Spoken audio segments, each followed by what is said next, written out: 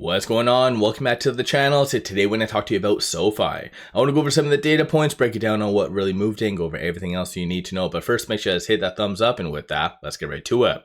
So SoFi went down 0.85%, 1982 the low, 2110 the high.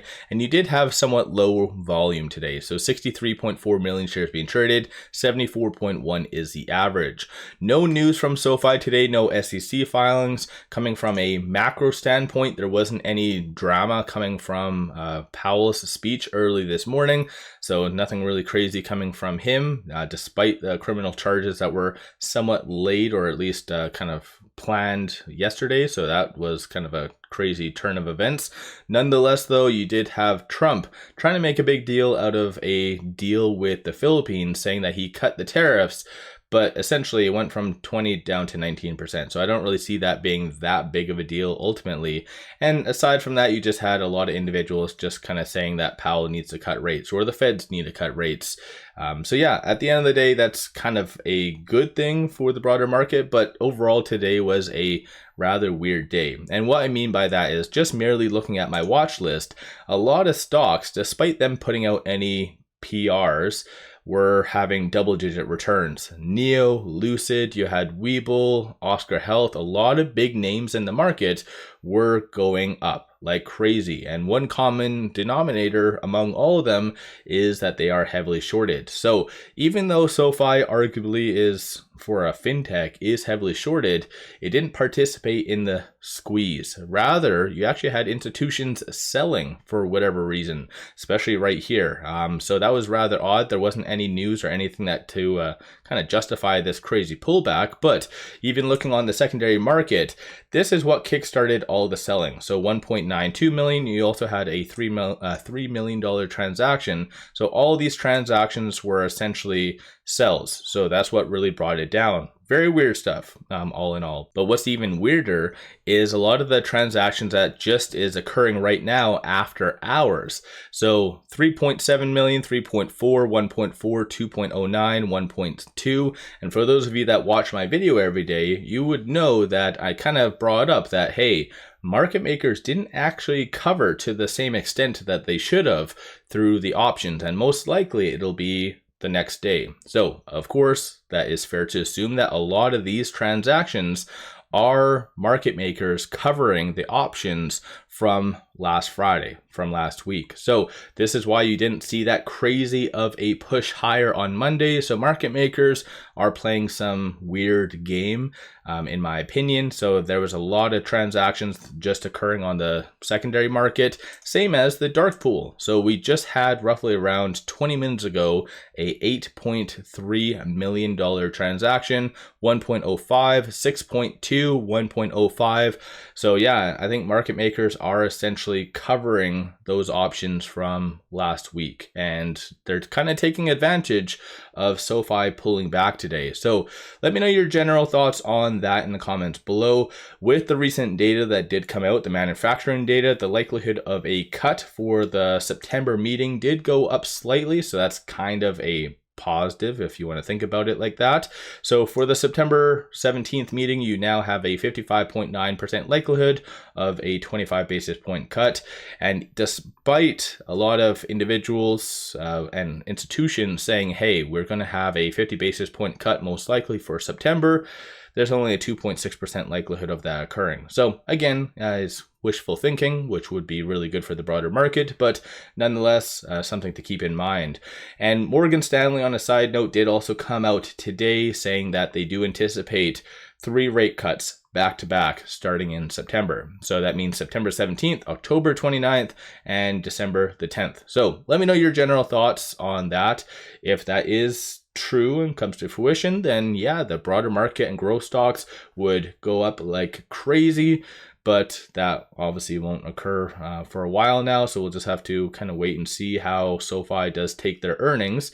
But speaking of kind of earnings, the age-old thing about SoFi always getting new ratings leading into their earnings still is holding true, because we did get another one today. It shows this Matthew one being posted today, but in fact that was yesterday. So it's kind of pushing it today for whatever reason. But nonetheless, there was a $21 initiated coverage, and that was TD Cowen Moshi, if I'm saying that right, 71% success rating. So pretty good stuff. That is officially the highest rating on SoFi. So yeah, that's kind of good, raising the average slightly.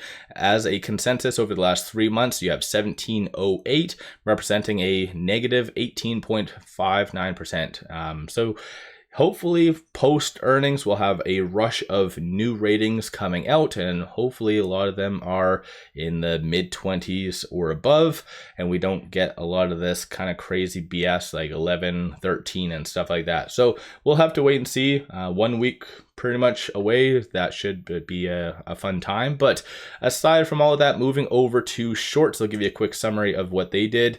Another day that they were rather timid. So now this does mark 7 consecutive trading days of shorts not really doing anything. So they did return 161,000 shares today.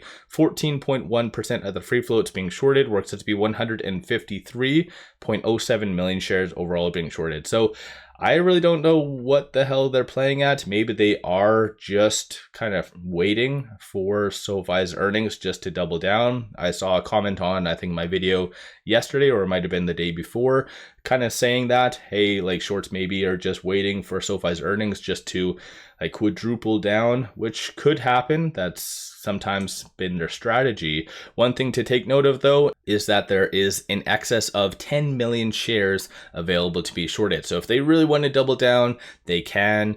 And plus, on a side note, it's fairly cheap to short SoFi because the cost to borrow is fairly low. So yeah, we'll just have to wait and see what their bigger plan is. But I think ultimately institutions as well as shorts, everyone for the most part, is just holding their breath for earnings season. What the big tech names are going to be putting out, where are they giving for future guidance, a lot of the big data points, especially Thursday, how is that all going to play out? A lot of people are still somewhat cautious about how impactful the tariffs are going to be on consumers. We also had Deutsche early this morning kind of saying, hey, just on an FYI, the tariffs that you are all kind of jumping up and down over and very excited, consumers are the ones eating that. So yeah, we'll have to wait and see ultimately what the data points are going to portray. But aside from all that fun stuff, today on the options, 33 million in calls, 13 million in puts, 42% of all the options being done were bearish in nature. And most of that was actually